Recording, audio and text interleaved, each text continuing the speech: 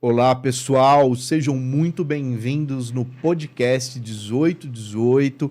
Hoje eu tenho uma convidada muito especial, porque na verdade vai ser um pouquinho diferente o programa, não que ela não vá falar sobre espiritualidade, mas vai falar de uma forma diferente. Vai falar sobre os direitos que envolve a questão da liberdade de cada um ter o seu próprio sistema de crença, de fé, de religião e como é fundamental o respeito.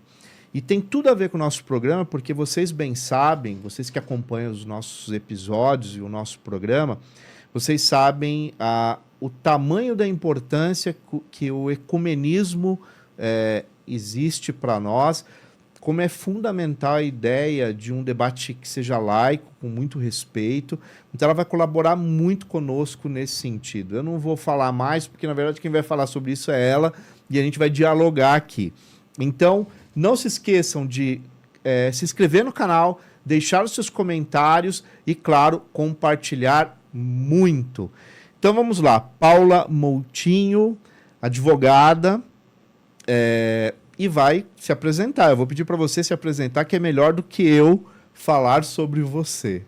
Boa noite, Marcelo. Olá a todos que estão nos acompanhando. Obrigada por esse tempo precioso que vocês vão passar conosco. E esperamos, trocar percepções. Não trazemos verdades absolutas e o princípio maior da liberdade religiosa é o respeito à verdade de cada um. Eu sou Paula Moutinho e falo sou porque nós estamos em construção, né? Nós somos fruto daquilo que já vivenciamos, das pessoas com as quais passamos e trocamos experiências e passo a passo com aquilo que vamos caminhando, né? Eu sou advogada, atuo na área criminal, principalmente nos crimes contra a vida e nos crimes de natureza sexual. Estou presidente da Comissão de Direito e Liberdade Religiosa da UAB Guarulhos desde 2011. Também sou coordenadora adjunta da Comissão Especial de Liberdade Religiosa da Seccional São Paulo. Atuo na área de direitos humanos, né, em diversas frentes. Também estou como diretora da J. Rubem Clark Law Society, Diretório Brasil, que é uma organização que também tem esse olhar para os direitos humanos, e um dos pilares também é a liberdade religiosa. Sou atual vice-presidente do Conselho Municipal de Políticas para as Mulheres aqui de Guarulhos, e a defesa dos direitos da mulher também é uma frente bem importante para mim. Mas eu falo que a gente vai caminhando, vai encontrando pessoas que têm as mesmas bandeiras e vamos atuando nas mesmas frentes, né? A liberdade religiosa é muito cara para mim, porque eu entendo que a liberdade religiosa é um direito fundamental, um direito humano que tem o mesmo valor e a mesma dimensão da vida, da saúde, da educação. É um direito indisponível, né? E ele tem que ser exercido em sua plenitude. Por isso que nós vamos estar aqui conversando um pouquinho sobre isso. Muito bem.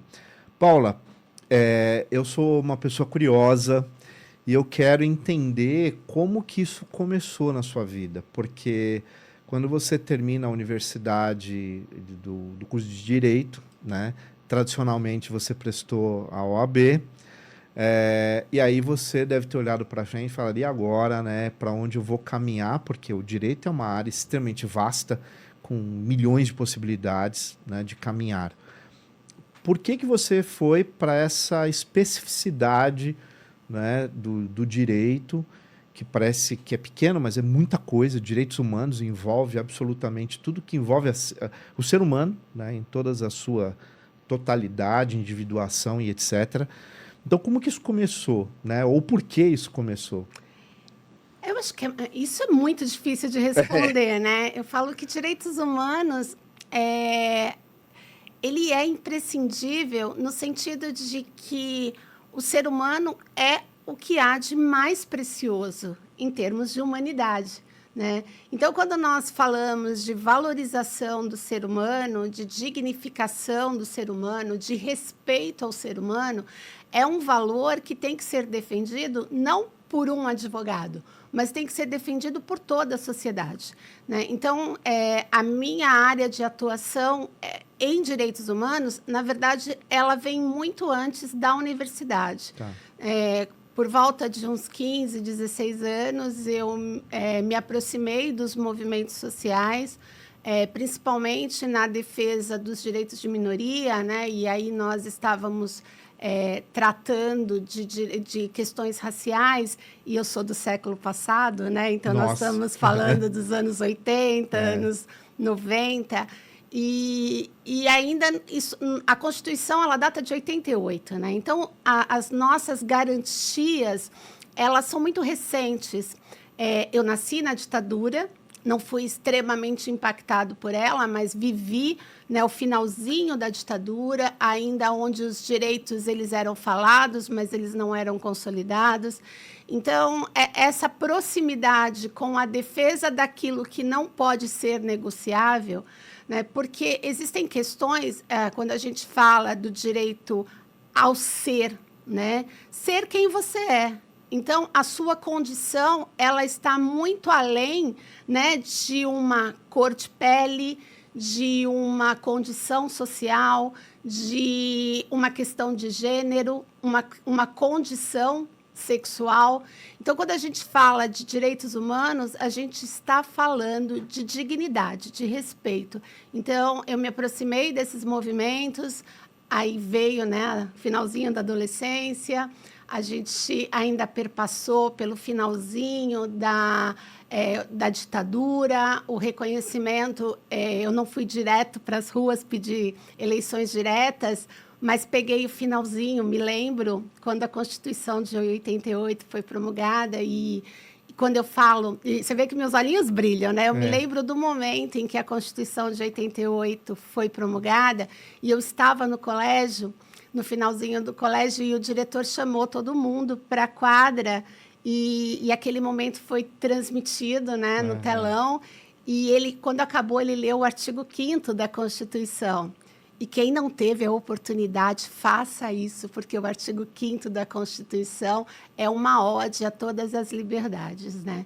Então, o meu amor aos direitos humanos, ele vem pela primazia da liberdade, daquilo que não pode ser negociável, respeito, dignidade e liberdade. Então, basicamente, isso está no seu ser desde muito cedo, né?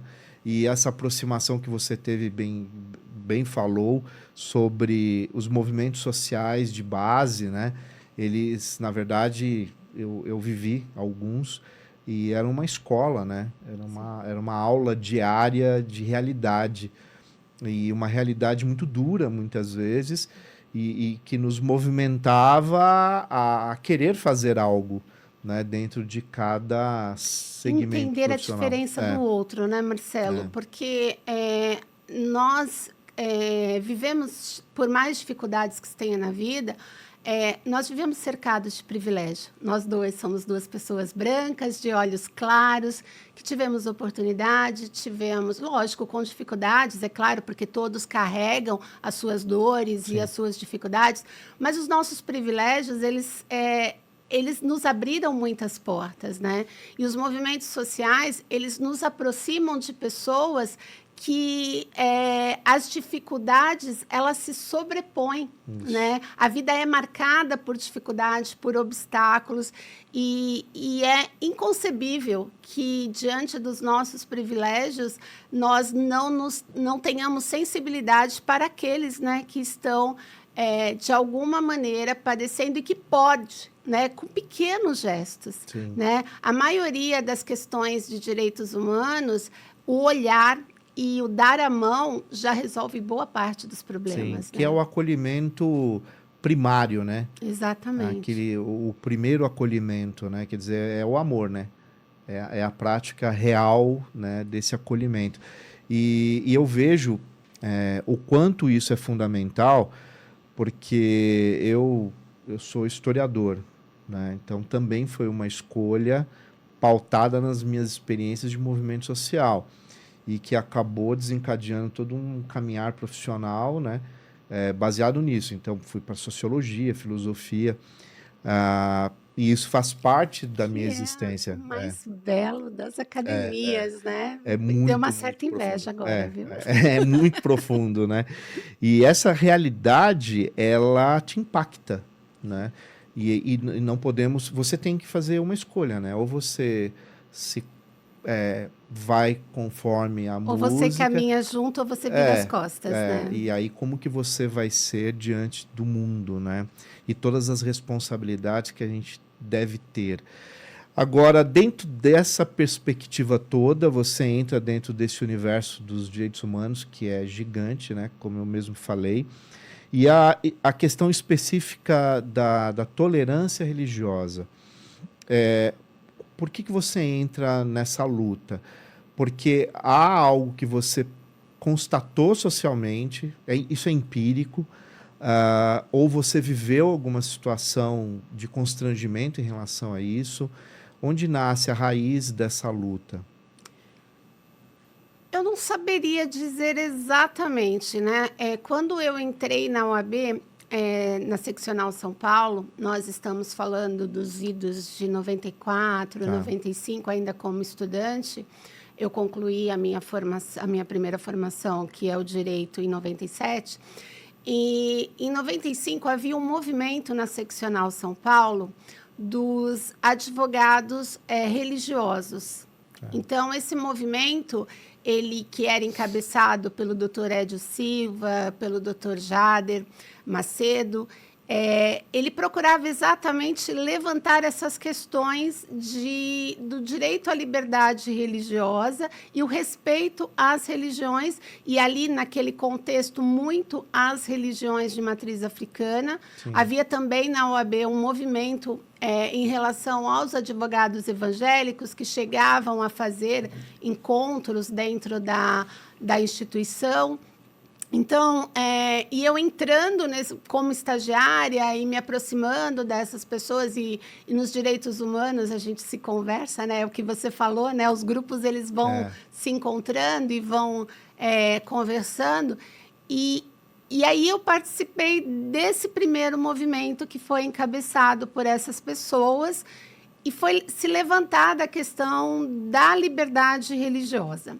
Primeiramente, né, para prestar, né, a assistência jurídica. A OAB ela não presta serviços jurídicos no sentido de patrocínio de causa, mas ela encabeça questões de caráter social. Então, havia um movimento de estudos, de rodas de conversa, de debate nesse sentido. E eu não tive uma experiência de preconceito. Eu venho de uma formação religiosa muito sólida. Eu tenho a mesma religião desde o berço. Nunca senti necessidade de mudar de religião, né? Estou muito feliz com o que a minha religião me passa, mas também entendi que a minha religião ela não poderia passar de norte para as outras pessoas. Então, essas conversas, essas rodas... E aí nós fomos nos aprofundando no estudo à defesa à liberdade religiosa. O que me chama a atenção, você fala segunda metade da década de 90, né? Nós estávamos próximos da virada do milênio e você deve lembrar que teve um boom da área do esoterismo, misticismo, e chegou no Brasil, não que não existia, mas de uma forma muito aberta, uma série de outras formas de pensar a espiritualidade, né? E isso impactou um pouco a realidade nacional, né, que tinha algumas direções mais majoritárias do ponto de vista religioso, né? E eu acho que esse debate ele foi muito temporal, né? Ele foi muito ali, era o momento certo para começar esse debate. E uma coisa muito interessante é que a partir principalmente da década de 90, as pessoas elas começam a entender que elas não precisam de uma religião para viver uma vida espiritualizada, né? E aí você começa a ter uma democratização maior desse pensamento, né? Então, nada é por acaso, né? E essa democratização, ela traz também a intolerância. Porque nós temos uma religião dominante, Sim. né? As religiões que têm um núcleo cristão, elas são dominantes e sempre foram. Sim. E com essa libertação, com as pessoas se sentindo mais à vontade para expor a sua religiosidade, elas começaram a ter o conflito com aquelas que pensavam diferentes. Sim. E a liberdade religiosa, o direito à liberdade religiosa que nós defendemos enquanto bandeira, ela preza exatamente isso. Você tem liberdade para exercer a sua, mas tem que dar liberdade para o exercício da religiosidade do outro. E aí nós trouxemos também uma discussão que se aproximou desse movimento dos ateus e agnósticos, que também lutavam pelo direito de não crer. Que no Brasil, as pessoas até toleram a religião avessa sua, mas tem uma resistência absurda com aquele indivíduo que diz que não crê em nada. Então, também foi um movimento nesse sentido. E aí nós começamos a se aproximar, né? A OAB fazendo esse movimento, acabou trazendo outras associações, ONGs, que também tinham esse olhar. E aí a discussão se tornou mais ampla, né? E aí fica melhor ainda, né? Porque são vozes que vocês vão escutar, que a gente precisa escutar para ela passar a existir, né? Mas sabe o que é muito interessante? Eu estou falando para você, esse movimento começa, né, perto dos anos 2000, né? Mas a primeira comissão de Direito e Liberdade Religiosa da OAB São Paulo, que é a primeira do país, ela acontece em 2005. Porque havia uma resistência dentro, né, das próprias instituições, e aí não somente da OAB, mas de todas as instituições, no sentido de olhar a religião como um direito. E, na verdade, era assim, desassociar a religião da liberdade religiosa. Porque quando a gente fala em religião, a gente está falando de dogma, a gente está falando fé, crença, de comunidades, sim, né? Quando você fala de consciência religiosa, você dá ao outro uma dimensão muito maior do que a religião. A religião é um grupo, né? A sua consciência religiosa, ela tem uma amplitude absurdamente maior. E a liberdade religiosa, ela defende exatamente isso. Você exercer a plenitude da sua consciência religiosa. E aí, como você vai exercer essa sua plenitude e essa sua consciência religiosa, ela vai muito da sua liberdade de determinar, né, se vai precisar de uma comunidade de fé, se vai precisar de um grupo para te acompanhar, ou se você tem condições de exercer isso sozinho. Ou você ter a liberdade, a liberalidade de falar, eu não acredito em nada. E está tudo bem, né? O que nós precisamos ter sempre em mente é isso de estar tudo bem. Não importa, né? Uma coisa que eu trabalho muito, Marcelo, e é uma coisa que teve que começar por mim. Eu vim de uma formação religiosa muito sólida, muito tradicional, e que me acompanha até hoje, mas que você entender que a sua verdade ela é absoluta, porque a minha verdade religiosa ela é absoluta para mim, mas ela só é absoluta para mim. Eu não posso impor ao outro condições religiosas que só fazem sentido para mim, né? Sim. São dimensões diferentes, né? Sim. Essa é a sua dimensão dentro da sua estrutura. Desculpa. Dentro da sua estrutura. Portanto, impor isso ao outro é um ato de violência. É uma violência, sem dúvida nenhuma, é uma violência. Né? E uma violência muito grave. Porque as sequelas não são físicas, né? Eu uso sempre, nas palestras, eu uso sempre um exemplo que eu falo assim, imagina o ser humano todo formado de tijolos, né? Aí, os tijolos são a educação formal, o que você traz de casa, o que você aprende no seu dia a dia, e aí te forma como ser humano. Mas a argamassa que mantém esses tijolos conectados é exatamente a sua convicção religiosa, a sua crença. Porque é a crença, seja ela qual for, que te dá o alicerce, né? Que te dá o norte de moral, o norte de ética, o norte de validação daquilo que você é. E aí, quando nós, de alguma maneira, atacamos essa estrutura religiosa, quando, de alguma maneira, nós desmerecemos a credibilidade dessa convicção religiosa, nós demolimos esse ser humano. E essa demolição, ela não é física, mas muitas vezes ela pode levar ao fim dessa vida, né? Porque nós temos inúmeros casos de pessoas que chegam ao extremo de tirar a vida exatamente por ter as suas convicções abaladas ou destruídas, né? Então, é muito sério você tratar da religiosidade do outro, da convicção religiosa do outro. A gente costuma, em História da América, trabalhar muito o impacto da conquista aqui na nossa América, né? Tanto a colonização portuguesa quanto a espanhola. Não vou falar nem da britânica lá na América do Norte. Mas, e no caso do México na América do Norte também, foi espanhola, mas a gente sabe o quanto impactou os povos originários, né? A chegada desse novo sistema, que absolutamente não tinha nada a ver com o sistema que eles conheciam aqui na América. Porque são dimensões completamente diferentes. Códigos, símbolos, a maneira de se relacionar com a natureza, a forma de se relacionar com o espiritual. Claro, guardadas as devidas proporções, mas se a gente fizer uma analogia aqui, né, não é muito diferente quando você pega uma pessoa que tem lá suas convicções e por alguma razão aquilo é desconstruído, né? E geralmente é de forma violenta, fica um vazio, fica um vácuo, e esse vácuo é muito perigoso, né?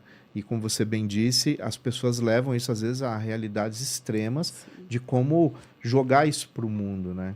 E geralmente até com autoagressão. Então parece simples, mas é muito sério isso. Extremamente complexo. É muito complexo, né? E para tanto, é respeito, né? Somente respeito. É respeito. Não eu querer impor a minha realidade, como você disse, aquilo que é dogma para mim, né? Aquilo que é a minha verdade absoluta, né? É sua, né? Não precisa ser do outro, né? Então, eu acho que é um debate que é muito caro para nós aqui do programa. Porque, de certa forma, todos aqueles que vieram até aqui falaram, eles tiveram o direito de falar.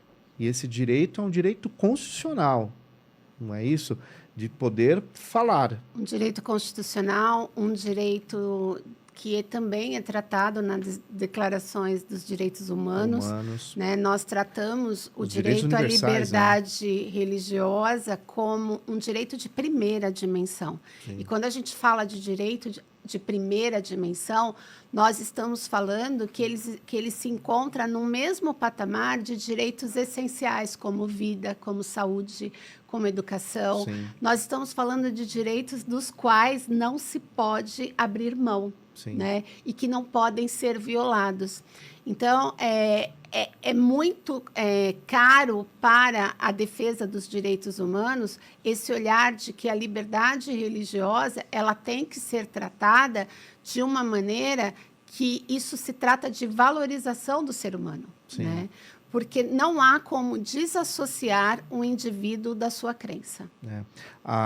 Nos Estados Unidos, a associação ligada, as associações, na verdade, ligadas à psiquiatria, hoje eles levam em conta o sistema espiritual do indivíduo na abordagem primeira, né, numa consulta.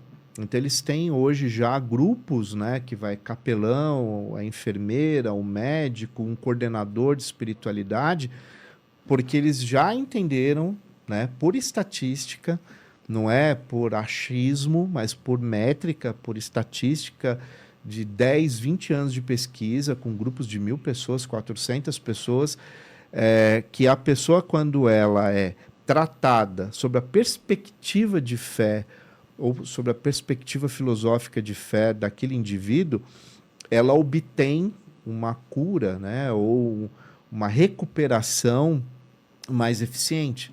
Então, veja, é um respeito objetivo da individuação daquela pessoa. Né? Então, realmente, é como a vida, é como tomar água, é como, né, comer. É aquilo que não é alienável. Não se discute, né? Agora, Paula, como que você vê isso no Brasil hoje, né? Isso é bem a sua opinião mesmo. O quanto avançamos, o quanto ainda falta muito, né? Porque você está falando de 2000, a primeira comissão foi 2004? 2005. 2005. Foi ontem. Foi ontem. 2005, OAB São Paulo, né? De lá para cá. Então, o quanto avançamos, na sua opinião, né? Então, nós temos 2 olhares para essa questão. Se nós falarmos em avanço legislativo, nós temos vários ordenamentos que asseguram a liberdade religiosa, punem, né, a intolerância religiosa, os crimes de ódio. Então, assim, em termos de avanço legislativo, avançamos muito. Em termos de humanidade, nós estamos vivenciando uma regressão. Tem um oceano aí. Houve um avanço no sentido de que hoje as denúncias elas são muito mais presentes e elas estão sobre o olhar de vários equipamentos públicos também, que hoje dão o olhar e o reconhecimento. Né? O Ministério Público tem um departamento que trata dessas questões, a OAB, a própria Secretaria de Segurança Pública, a Secretaria de Justiça tem o Fórum Interreligioso, que também eu tenho muito orgulho de participar, porque hoje ele é um referencial. O Fórum Interreligioso da Secretaria de Justiça do Estado de São Paulo, ele é um referencial mundial em termos do combate à intolerância religiosa.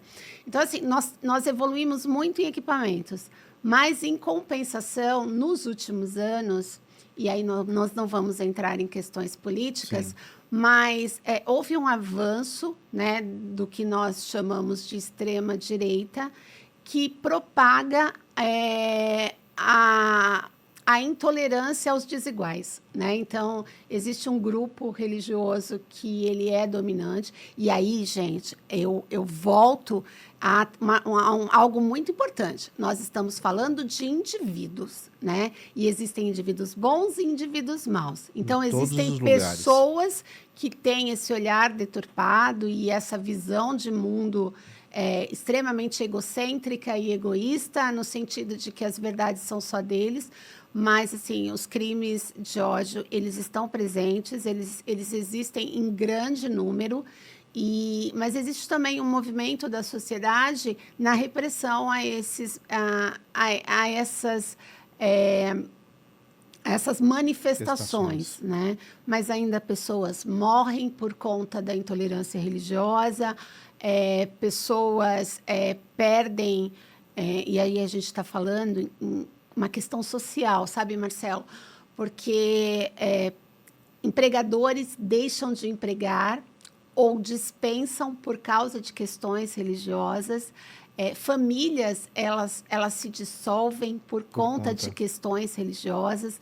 Então, nós estamos falando que a falta de olhar para o direito à liberdade religiosa, ele causa mazelas em todos os segmentos sociais. Né? Eu, particularmente, atuo muito na área criminal e houve um crescente muito grande, né, nos casos de intolerância religiosa, com requintes de desumanidade mesmo. Não é incomum nós vermos tentativas de homicídio, não é comum nós falarmos e tratarmos, recebermos tanto no escritório, quanto no Fórum Interreligioso, quanto na própria OAB, questões de agressões físicas, né, que é o ápice da intolerância religiosa. Você perder o olhar para o diálogo e ir, né, para o enfrentamento físico. E, normalmente, essas questões, elas são amparadas por um grupo social. Não é mais um indivíduo com um olhar distorcido. Tem né? eco. Tem um eco. Tem um eco. E sabe o que me preocupa muito, Marcelo? É a intolerância religiosa no ambiente virtual. Porque, de repente, um intolerante posta alguma coisa, mas é o que eu falo. Quando a gente trata, você tira aquela postagem da internet, você acaba encaminhando isso para uma punição junto, né, Ministério Público para fazer a denúncia, Secretaria de Segurança Pública, e aí a gente consegue tirar. Mas o crescente dos comentários, isso é assustador. Às vezes é até pior do que o próprio ato. Muito pior, muito pior. E hoje existe um movimento, né, eu falo pelo Fórum Interreligioso, no sentido de levantar essas pessoas que dão eco à violência religiosa e que elas também passam a ser punidas, né? Porque a internet te dá um vulto de anonimato, de né? anonimato ou até e de coragem, impunição, coragem. né? Essa coragem, né? E muitos perfis fakes, né? No sentido, e existe um movimento muito grande nesse sentido de que se no dia a dia nós temos essas ações de intolerância junto aos segmentos religiosos, e aqui a gente fala muito das religiões de matriz africana, das religiões islâmicas, das religiões judaicas, né, que existe todo esse movimento, e agora, com a guerra na Palestina, isso exacerbou muito, absurdamente, mas isso é infinitamente menor do que a intolerância religiosa no ambiente virtual. Infelizmente, esse espaço, que inclusive é o que nós estamos agora... Aqui é ótimo, né? É sensacional quando você ocupa com qualidade, com coisas boas, né, com reflexões, com conhecimento, cultura, história e assim por diante. Mas a internet, ela deu espaço e eco, que é o pior, né, para pessoas que muitas vezes estavam escondidas ou isoladas, ou que falavam para grupos muito pequenos, e de repente conseguiu amplificar isso em escala mundial, né? Não fica restrito a uma pequena comunidade, né? E isso é muito perigoso. Muito perigoso. O nosso programa, Paula, para você ter uma ideia, a gente tem uma escolha, né? Então a nossa escolha foi moderar os comentários. Por quê? Porque você é a nossa convidada. E eu não vou permitir que você seja de alguma maneira desrespeitada. Desde o momento que você chegou aqui no estúdio, o primeiro contato lá, que o Leandro, nosso produtor /chefe, é sempre bom falar isso, entrou em contato com você, a gente sempre procura ter muito respeito. Então não vai ser no comentário que as pessoas vão te xingar aqui. Então nós fazemos essa moderação. E mais, como são pessoas de todas as religiões, você sabe que já deve ter tido alguns xingamentos específicos, porque aquela pessoa que aqui veio, ela é de uma determinada religião. E algumas sofrem mais com isso, né? Se eu pudesse... eu tenho até como, se eu, tabelar isso, transformar isso em porcentagem, né, dados, em estatística, né, você percebe quais são os segmentos que mais são ofendidos. Né? E vai nessa vertente, né? Religiões de matriz africana, islâmicos, judaicos, né? E essa falta de conhecimento mesmo, né? Sim. Que produz esse processo de ignorância. Eu tenho uma questão em relação a isso. Eu penso que hoje perpassa a ignorância, né? Ignorância no que eu digo, a falta de conhecimento, né?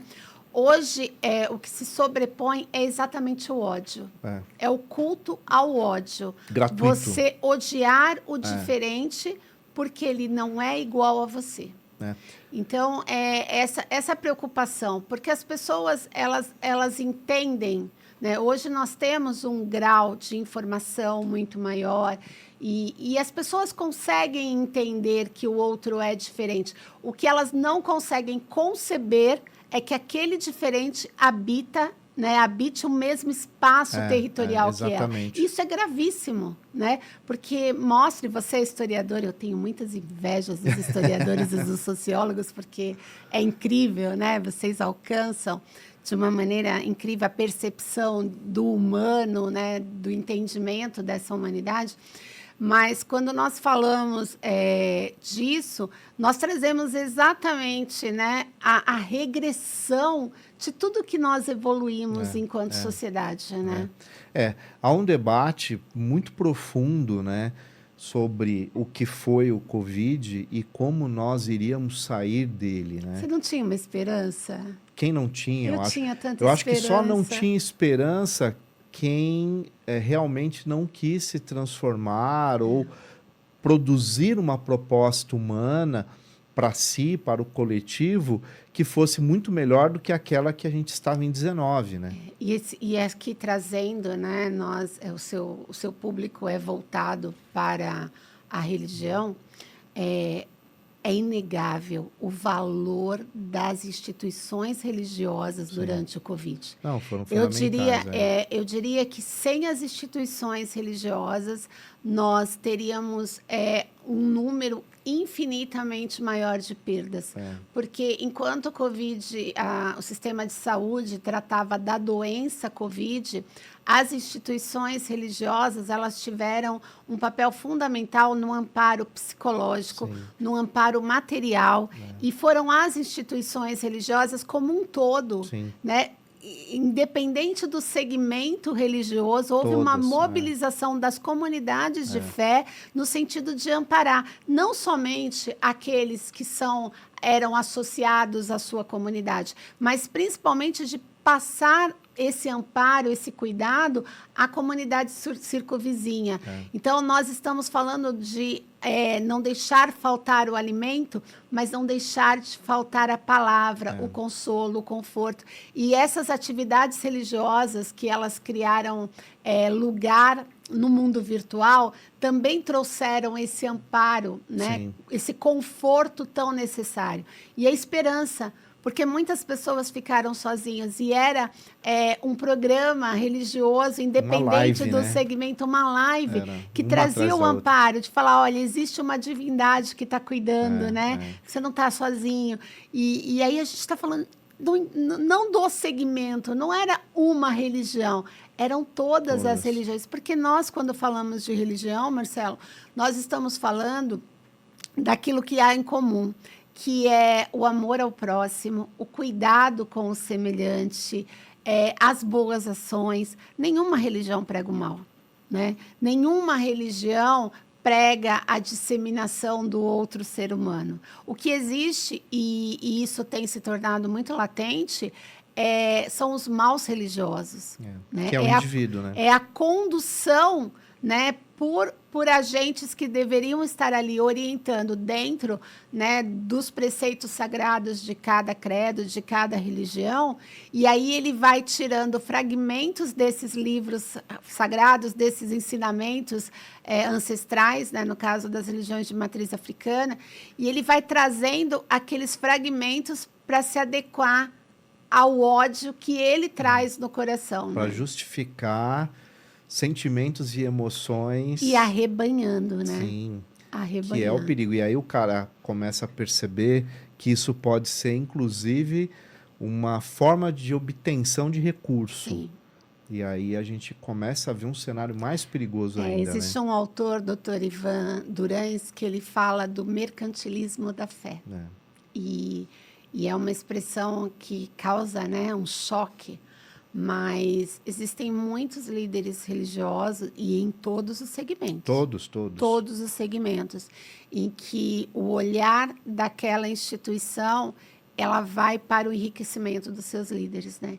E aí os fiéis, os filhos, eles são usados como massa de manobra para isso. Então, por isso que a gente tem que deixar muito desassociado, né, do que é a religião, do que são os dogmas, de que são os preceitos sagrados e o que é a condução por um mal religioso, por um mal sacerdote. Que aí entra na questão das crenças que limitam ou aquela crença que transforma, né?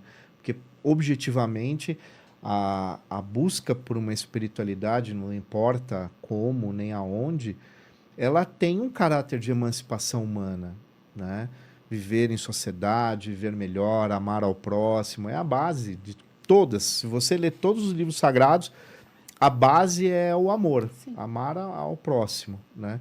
Cristo evidenciou isso em sua fala, mas você pode pegar no Alcorão, no Gandhi, Torá, né? todos os livros Todos sagrados, eles. da Ásia à África, do Oriente ao Ocidente, nós vamos ter isso, né? Nos povos originários aqui das Américas, né? Todos, que na verdade é a essência de uma vida em sociedade, né? Sim. Produzir essa harmonia entre as pessoas. E o sistema de fé, ou a dimensão, ele é um caminho efetivo para isso. Como foi falado, né? Durante a pandemia, essas instituições, elas tiveram um papel, um aporte, né? Que evitou tragédias. Sim, Né? não tenho a menor dúvida disso. Evitou. Nós acompanhamos, né, alguns movimentos, porque nós tivemos que intervir em relação às atividades religiosas, né? Mas a maior preocupação não era se ou não ter o ato litúrgico, né? Mas como aquela comunidade iria atuar para atender, né, aqueles que estavam ao seu redor. A preocupação era humanitária. Mas você falou uma coisa que eu acho muito importante. Existe em todas as religiões, a gente entra no modo, como você falou, o litúrgico, e às vezes a gente esquece um pouco o cotidiano real, a vida fora daquela comunidade. Porque o espírito de religião tem muito a ver com o espírito de comunidade, né? Eu faço parte de um sistema de pertencimento. Agora, a Covid, de certa forma, também fez a gente olhar fora do nosso cercado, né? Porque o outro precisa tanto quanto aquele que está dentro do nosso cercado.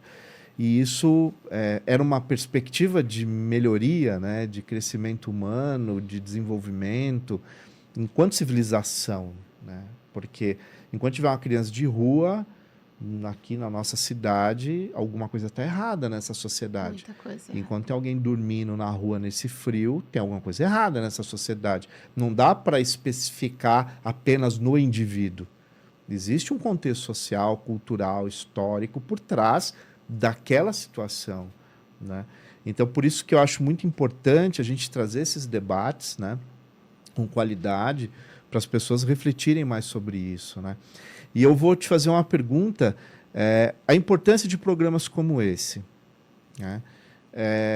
Qual é o seu olhar? Você acha isso positivo? Como que você encara isso, né? A gente criar espaços como esse. O conhecimento liberta, né? Nós falamos de uma parte, né, das pessoas que praticam, né, os atos de ódio, os crimes de ódio, delas não conhecerem. Então, iniciativas como essa dão a oportunidade, principalmente nesse ambiente virtual, que atinge de maneira muito democrática, né? Nós estamos falando certamente com uma vozinha que está lá em casa, como a gente está falando com um adolescente. Sim. Né? E mostrar essas perspectivas, né? Trazer o que a religião fez para aquele indivíduo e o que ela faz para a sociedade, possibilita a reflexão. Existe, pelo menos a minha percepção é no sentido de que nós temos que trazer as pessoas para a reflexão. Nós não temos que trabalhar no sentido e já pensando delas mudarem de posição, mas delas pararem e refletirem. Né? E iniciativas como essa dá a oportunidade de reflexão, Sim. de ouvir o outro e falar, eu não tinha pensado nisso, eu não conhecia isso. Né? Não preciso trazer isso para a minha vida, mas conhecer o campo de atuação do outro te dá a oportunidade de respeitar o que o outro faz e que você nunca parou para pensar nisso. Sim. Né? O que você está falando vem acontecendo muito conosco. A partir do momento que as pessoas estão vindo aqui, as mais variadas crenças, a gente escuta de pessoas, né? Nossa, eu nunca tinha visto desta maneira. Eu não tinha visto com essa lente. Ela não está necessariamente querendo mudar a forma com que ela acredita, não. Mas ela começa a dar oportunidade de ouvir uma outra perspectiva, talvez sobre até o mesmo objeto, né? E é um espaço social que ele transcende aqui para o virtual, mas como você bem disse, isso produz uma reflexão que é a base primeira da filosofia, né? Porque a base primeira da filosofia é levar o outro a refletir sobre. A enxergar o outro, né, Marcelo? Ele passa a existir, né? Porque até então, nós carregamos as nossas verdades e principalmente quando a gente fala de verdades religiosas, a gente é forjado no sentido de entender que somente aquela verdade ela tem que prevalecer. E existem uns movimentos, algumas religiões, elas têm esse movimento de conversão, de você transformar o outro. E não tem nada errado. A Constituição Federal, ela assegura o direito ao proselitismo. Você pode falar para o outro, e eu uso sempre uma expressão assim, a minha divindade, ela me faz tão bem, ela me completa, ela me ampara, ela me protege, ela me norteia e ela me traz uma paz que é indescritível. E é algo muito bom. E quando eu passo a olhar o outro, olhar um amigo, olhar um colega de trabalho, uma pessoa que eu passo a respeitar, eu quero que isso de bom que habita em mim e que vem da minha divindade alcance essa pessoa. E aí, a Constituição Federal e as leis, em geral, ligadas à liberdade religiosa, ela me dá o direito de conversar com essa pessoa e mostrar a ela tudo que essa divindade faz na minha vida. Mas a mesma legislação que assegura a liberdade religiosa, assegura a essa pessoa a dizer, isso não faz sentido para mim e eu não quero para mim. Então, quando você se coloca diante do outro e você verifica que ele traz uma percepção diferente da sua, você tem a oportunidade de respeitar aquele indivíduo dentro das suas crenças e dentro do que... eu digo muito mais, Marcelo, eu falo que a crença, ela não é uma opção, ela é uma condição. Quando nós nos revestimos da nossa divindade e ela traz para nós uma sensação de utilidade, de pertencimento, porque nós temos uma relação de pertencimento com a nossa divindade, nós temos a sensação de que o nosso mundo é isso, e o nosso mundo é isso. Agora, o que nós não podemos exigir é que o mundo do outro seja isso também, exatamente. Porque ele traz uma outra percepção, que pode ser a mesma que a minha. Mas você concorda que, mesmo dentro dos mesmos segmentos religiosos, a percepção e a relação com a divindade é diferente? Sim, muito diferente, muito diferente, porque a experiência ela é individual. Ela é íntima. E nós temos que respeitar essa experiência do outro, a verdade do outro. Então, essa reflexão que nós trazemos em termos de liberdade religiosa, poderia aqui falar de um monte de garantias legais e ordenamentos, mas ela se sintetiza no seguinte, deixa o outro ser o que ele é. Porque está na esfera humana, né? Exatamente. Por mais que nós temos legislações, que são modernas, inclusive, sim, em relação até a alguns países, né? Muitos países do globo, mas isso está nessa esfera humana, né? Das relações. E como você disse, isso é muito íntimo. É íntimo. A tua relação com a deidade que você crê, ou as deidades que você crê, ou nenhuma delas, ou nenhuma... Que você, como você falou do ateísmo, nossa, eu militei com pessoas que são, né, dentro dessa perspectiva, que a relação humana deles é de uma profundidade. É fantástico, Fantástico. né? O que nós temos que... Não é isso? E esse programa serve muito para isso, é de dizer que o que nos torna humano vai muito além. Muito, mas muito além. do que ajoelhar, Você dobrar dar o uma joelho. placa de um segmento religioso e falar que somente aquele indivíduo tem condições de trazer humanidade se ele tiver uma percepção religiosa. Sim. O que traz humanidade é vivência, é respeito, é dignidade. Sim. E existem pessoas que não professam nenhum tipo de crença que dedicam a sua vida às causas humanitárias, de proteger o outro, de cuidar da sua humanidade. E eu não estou dizendo de ir para a ONU, não. Eu estou dizendo de dentro da sua rua amparar aquela viúva que mora sozinha, sabe? De proteger uma criança que está na rua. Sim. Nós estamos falando de humanidade.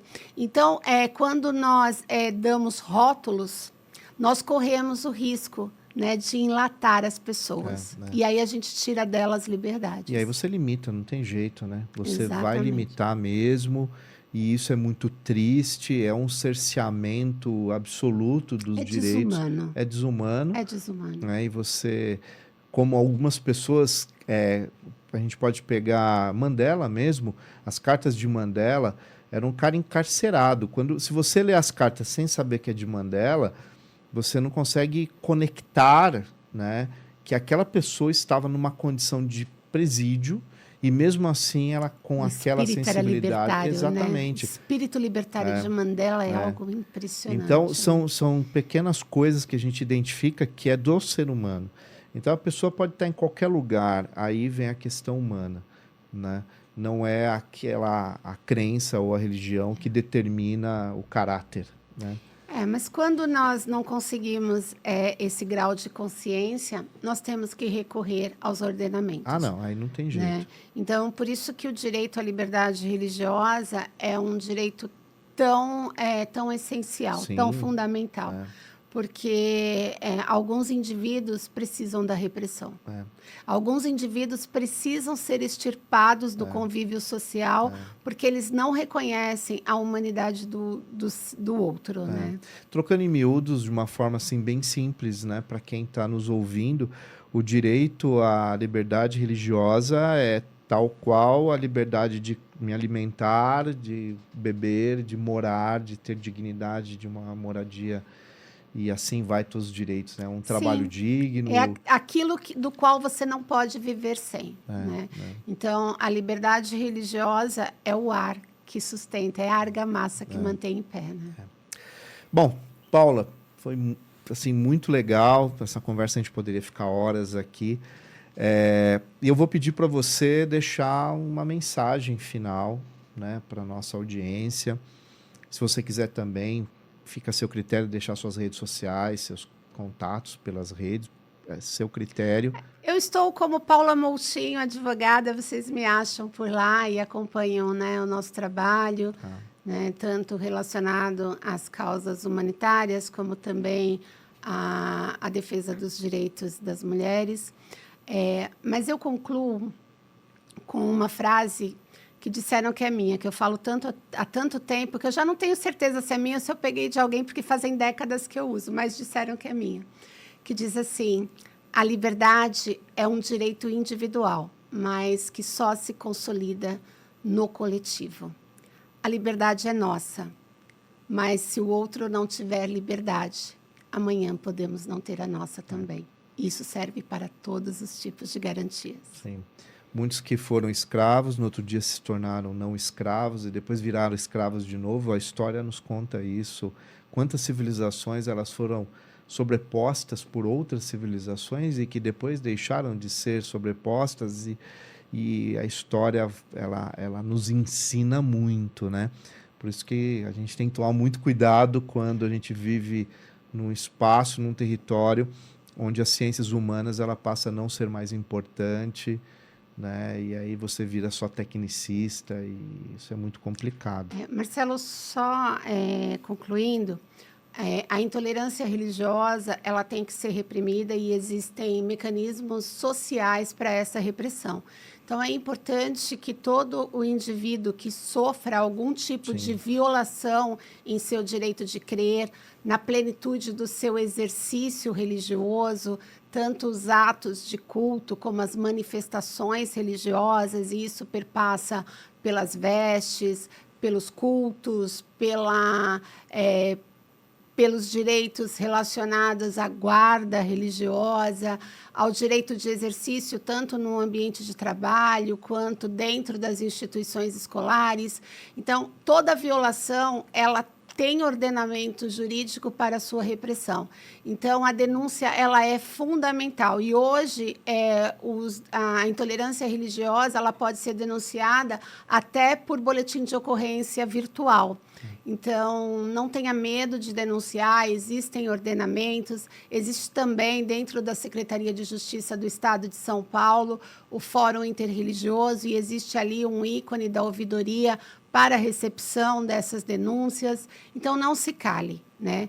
Não existe normalidade na violação dos seus direitos religiosos. Então, a pessoa que hoje se sente desrespeitada nesse aspecto, ela pode procurar o Ministério Público, ela pode procurar uma delegacia de polícia. Se essa violação ela se configurar numa injúria, né, religiosa, quando a gente fala de injúria, é o ataque àquilo que você entende como sagrado, ao desrespeito, as violações de intolerância e crimes de ódio no que diz respeito às agressões físicas, às tentativas de homicídio, as violações dos territórios religiosos, né, templos, casas de matriz africana, e símbolos religiosos em geral, isso é objeto de crime, e esses crimes podem ser denunciados ao Ministério Público, mas se você sofreu algum tipo de ataque dentro daquilo que você entende como íntimo, existe também a reparação civil, aí procura um advogado, porque as indenizações nesse âmbito civil de reparação por danos morais, elas têm sido mais presentes dentro dos nossos tribunais. Tá. Ok. Bom, é serviço público, né? As pessoas se conscientizarem dos seus direitos, acima de tudo, e aqueles que ferem esses direitos saibam que é crime, né? E tem que ser punido. Tem que ser punido, claro, porque senão a gente vai viver um ambiente sempre de impunidade, que é o que a gente luta todos os dias para que não exista, né? Exatamente. Para que haja uma sociedade melhor.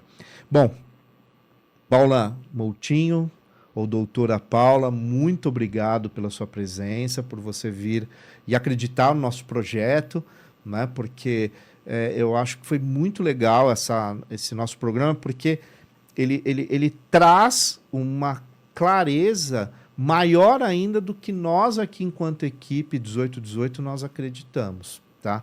Então, muito obrigado. Digo a você que nós comungamos de tudo que você disse aqui hoje.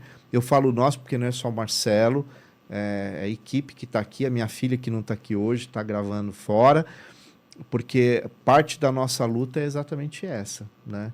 Esse respeito, essa visão interreligiosa que é fundamental, principalmente no Brasil, que é um país miscigenado, um país eclético, que o sincretismo religioso ele foi cotidiano, né?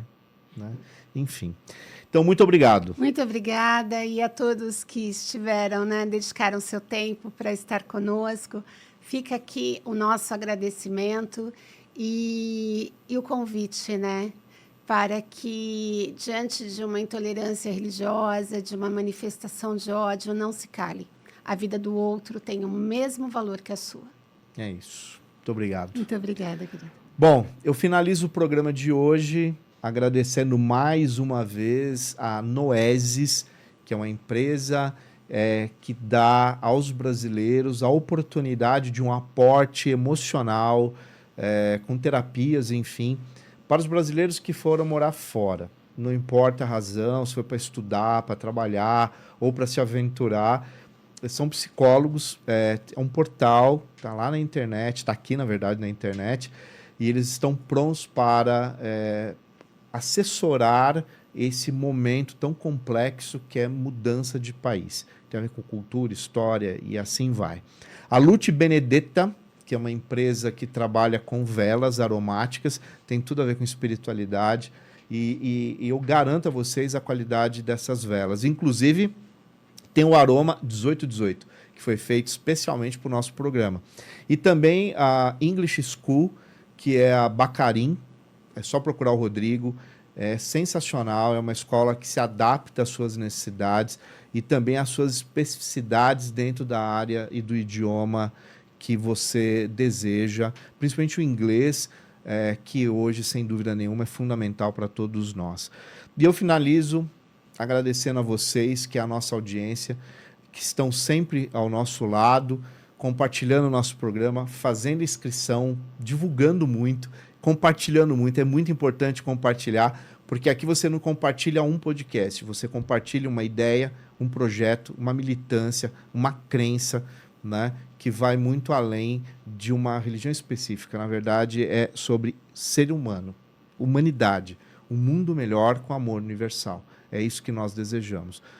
Fica aqui um grande abraço do amigo Marcelo Lambert e, claro, eu desejo muita, muita e muita luz a todos e a todas vocês que nos acompanham. Até o próximo episódio.